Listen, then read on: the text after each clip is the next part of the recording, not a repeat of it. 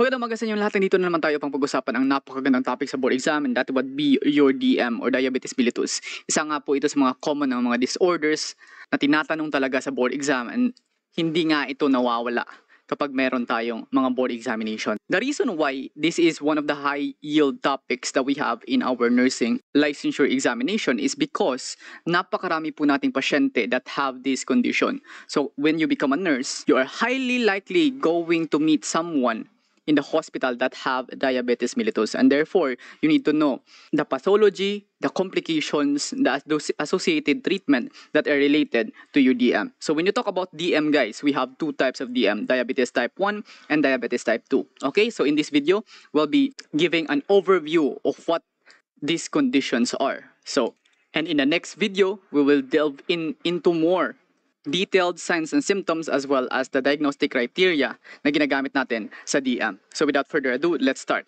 Kapag sinasabi nating type 1 diabetes, ito po yung tinatawag nating autoimmune na disorder. Kapag sinasabi po nating autoimmune, anong ibig sabihin po niyan? Okay, double M po yung immune natin, hindi po ba, yes or no? Ano pong ibig sabihin ng autoimmune? Ang ibig sabihin po ng autoimmune is that it's your own body, okay, that attacks specific tissues or cells within the system. So kapag sinasabi nating own body, ano pong ibig sabihin mo dyan, sir? Anong ibig sabihin mo kapag sinasabi nating own body? Ang ibig sabihin po niyan is that it's your own immune system that hosts an attack. And what specific immune component that are related to an autoimmune disorder? And the correct answer po dyan is what you call your antibodies. Okay? Your antibodies. And if we must review, ang antibodies po natin is part of what you call your humoral immunity. Ano bang ibig sabihin ng humoral immunity? Ito po yung immunity natin na merong memory. Ito po yung immunity natin na nakaka-remember ng what type of antigen that it had in contact with in the past. So ibig sabihin, kapag meron po tayong humoral immunity, pang matagalan or chronic po yung protection na binibigay ng immunity na yan. Now what if nagkaroon tayo ng disorder sa immunity that is relating to the antibodies? Ang ibig sabihin din po niyan is pang matagalan din po yung disorder na dinudulot ng sakit na yan. Okay, nakuha? So now, remember guys, na kapag sinasabi nating your own body, that means that we are referring to the antibodies that are related to the immune system. Now, itong antibodies na to, inaatake po niya ang isang specific part of our pancreas. Ano ba yung specific part or ano ba yung specific cell na inaatake na yan? That specific cell is what you call your beta cells, guys. Now, if we must review, we have three types of cells in our pancreas actually. Dalawa lang po yung commonly kailangan nating tandaan dyan. Okay? And we can remember that via the mnemonic biga. Okay? Bakit po biga? Because the beta cells secrete what you call your insulin. Hindi po ba? Okay? Your beta cells secrete your insulin. How about your glucagon? What cell mediates the release of your glucagon? And the answer po dyan is what you call your alpha cells. Hindi po ba? Yes or no? Yes, guys. Okay. Okay. The next question that we must know is ano po yung common cause? Ano po yung causes kung bakit nagkaroon ng autoimmune destruction yung ating pancreatic beta cells? And the quick and easy way to answer that, guys, is the cause is unknown. So in the board exam, when they ask you what is the cause of the autoimmune destruction of the pancreatic beta cells, your answer should be unknown. But now, right now, guys, they are pointing out to the relationship of what you call your genetic, immunologic, and environmental. So ibig sabihin po niyan, guys, kapag malaki, kapag meron pong mga relatives ang ating pasyente na meron ding type 1, okay? Type 1 diabetes, malaki po yung chances na nagkakaroon din yung offspring nila na tinatawag nating type 1 diabetes. So that is what you mean by genetic predisposition. Another thing is immunologic. Anong ibig sabihin po, sir, kapag sinasabi nating merong immunologic component yung ating sakit? Ang ibig sabihin lang po niyan, guys, ay maaaring merong nakatrigger kagaya ng viruses, infection, like those infections that are caused by bacteria, or processes that we do not know yet that is related to the immune system. Because of course, this is an autoimmune process, yes or no? Yes, guys. And of course, your environmental factors then, or more commonly, your lifestyle. Now, ano ba yung outcome ng ating type 1 diabetes? Kapag meron po tayong type 1 diabetes, since the cells, okay, ang cells natin that produces the insulin, okay? The beta cells that produces the insulin are destroyed. Meron pa ba tayong insulin, guys? Yes or no? Wala na po. Wala na po tayong insulin. Now, review lang po tayo. Ano ba yung function ng insulin natin sa ating katawan? Okay, via anatomy and physiology po natin ito. Ano ba yung function ng insulin natin sa ating katawan? Ang insulin po natin, again, ang insulin po natin is the hormone that allows what? Allows the entry of what you call your glucose. Okay? Again, ang insulin natin is the hormone that allows the entry of glucose. Saan po niya pinapa-enter yung glucose natin, guys? Sa cells po niya pinapa-enter, guys. Okay? Now, the next question is, ano po yung function ng ating glucose? Is it for energy production? Yes or no? Yes, guys. Is it for metabolism? Yes or no? Yes, guys. Okay. Is it for cellular processes? Yes or no? Yes, guys. All of those are functions of what you call your glucose. And therefore, kung wala po tayong glucose sa katawan, kailangan pong maghanap ang ating katawan ng other sources of nutrients. Okay? So the outcome po sa ating type 1 diabetes is, since there is no insulin, okay? There is no insulin. The body needs to look for what? Other sources of energy. Okay? Other sources of energy. Ano po yung other sources of energy natin? Okay, is fat an example of another source of energy? Yes or no? Okay, how about your protein? Is that another source of energy? Yes or no? Yes, guys. Okay, so kapag wala po tayong insulin, we cannot utilize glucose as a source for energy. So anong ginagawa natin? We will look for fat and protein or other sources of energy in order to sustain our body. And this concept is very important, guys, because this will help us understand the complication of type 1 versus type 2 diabetes later. And by the way, guys, ang ating type 1 diabetes is also known as, again, ang ating type 1 diabetes, guys, is also known as juvenile onset. Anong ibig sabihin ng juvenile? Okay? Juvenile onset. Ito po yung tawag sa ating type 1 diabetes noon. Okay? Juvenile onset. Ano po yung juvenile? Ang ibig sabihin po niyan is children. Because this type of disorder, this type of disease, this type of DM is most commonly found sa ating mga children. So as early as childhood, we can already diagnose your type 1 diabetes. How about for type 2, guys? Ang type 2 naman, it's not an autoimmune response. Okay? It is not an autoimmune process. Okay? Yan lang yung kailangan yung tandaan.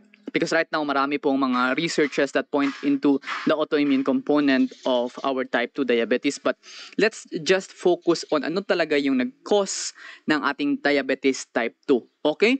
Ano ba yung main cause ng ating diabetes type 2? And the main cause po ng ating diabetes type 2 is walang iba yung tinatawag nating insulin. Anong insulin what? Insulin what? Insulin resistance. Okay? Insulin resistance. So, the easy explanation is, this is how I like to explain it to my students, guys. Okay, so this is what you call your cells. So, I hope you can see it. Again, ano nga to? This is what you call your cells. And within your cells, meron tayo tinatawag na mga receptors. Hindi po ba, yes or no? Yes, guys. Ang receptors po niyan is para sa insulin. Again, lahat po ng receptors na to, ito, ay para sa insulin, guys. Okay, now, remember, kapag meron tayong insulin resistance, guys, okay, there is something that happens to the receptors. We don't know why they happen, or we don't know the cause yet, but what happens is that they become less effective in receiving insulin. So, hindi na sila nakaka-attach ng maayos sa insulin. So, itong mga pula, these are dysfunctional receptors. Pero, itong walang mga pula, itong merong yellow pa dyan, okay, these are still functional receptors. So, sa isang cell na yan, meron tayong dysfunctional receptors and meron din tayong functional receptors. Now, since kailangan natin ng insulin, and of course, the insulin receptors to work in order for us to allow glucose, ito glucose to sila guys, glucose to enter the cell, anong mangyayari? Magkakaroon ba tayo ng increase or decrease intake of glucose into the cell? Yes, very good. Magkakaroon tayo ng decrease intake of glucose into the cell because wala na tayong or konti na lang yung function receptors na meron tayo. And of course, anong sasabihin ni cell dyan? Anong sasabihin ng cell dyan? Anong isisignal niya sa body? And more specifically, anong isisignal niya sa pancreas at saka kay liver? Okay? These are the most common two organs that facilitates what you call your glucose balance. Anong isisignal niya? Isisignal niya po guys na bakit hindi nyo ako binibigyan ng enough glucose. Pero, yan yung sinasabi ni cell, hindi po ba yes or no? Pero kaninong problema po yan? Saan yung problema? Is it in the pancreas or the liver or in the cell itself? It is in the cell itself. Pero, kailangang mag-respond pa rin ng pancreas at liver natin. Anong response ng pancreas at liver natin? It will increase your insulin production. Okay? Hindi po ba yes or no? Yes guys, pero magagamit ba yung insulin ni cell? Yes or no? No. The cell will not be able to use insulin anymore because of course the receptors are broken. How about si liver? Anong response ni liver sa pagsabi ng cell na bakit hindi nyo ako binibigyan ng enough glucose? Because of course hindi siya nakakain ng maayos. Anong response ni liver? It will increase the breakdown of what you call your glycogen.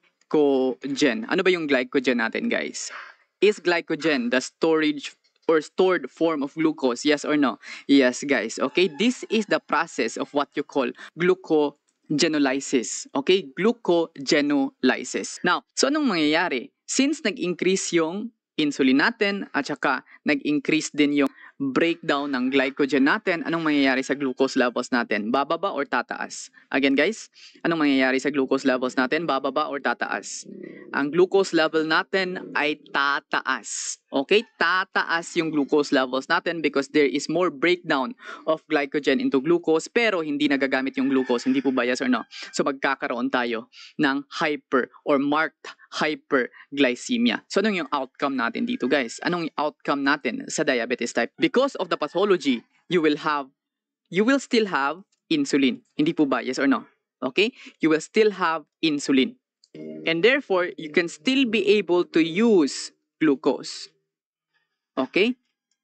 But the usage of glucose will not be enough, guys. So, anong mangyayari? Magkakaroon tayo ng tinatawag natin diyang cellular starvation. And magmamanifest po yan sa katawan ng pasyente. And that is why you will commonly have what you call your 3Ps as a manifestation. And didiscuss natin yan mamaya sa ating signs and symptoms ng diabetes mellitus. Okay? But again guys, ang diabetes type 2 po natin is related to lifestyle. Again, ang diabetes type 2 po natin is related po sa lifestyle natin. Anong ibig sabihin mo, sir? This is the reason why type 2 diabetes is also known as adult onset. Okay? As opposed to type 1, which is called juvenile onset. Bakit po adult onset? Because it takes a long period of time in order for insulin resistance to accrue. And ano po yung mga predisposing factors na pwedeng mangyari that allows insulin resistance or causes insulin resistance? We have what you call your obesity po. Excess body fat, especially around the abdomen, according to the studies, is the leading cause of insulin resistance. Bakit po, sir? Bakit po? Because fat cells releases substances that interfere with insulin signaling. Okay? So those are the overview of the difference between type 1 and type 2 diabetes. So guys, I hope you learned something in this video. Don't forget to like and subscribe to our channel. And stay tuned for the next video that we will post. Thank you so much.